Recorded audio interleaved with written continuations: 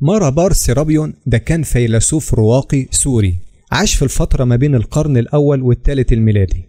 الأغلب إن الرسالة بتاعته اللي كتبها لابنه سرابيون كانت بعد سنة 73 ميلاديا، يعني بعد ما الرومان سيطروا على مدينة ساموساتا. ولأجل الأمانة في خلاف بين المؤرخين على التاريخ بالتحديد، بس أغلبهم بيقولوا إنها كانت في القرن الأول الميلادي.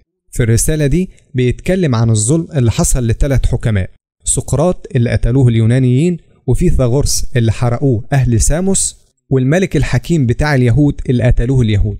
وبيقول إن الظلم ده جاب غضب الآلهة على اللي عملوه، وإن حكمة الناس دي لسه موجودة ومؤثرة حتى بعد موتهم.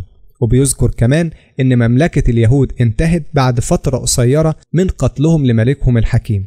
المهم في كلامه بيشير للمسيح بلقب ملك اليهود، وده نفس اللقب اللي اتكتب على اللافتة على الصليب وتم ذكره في الأناجيل المقدسة.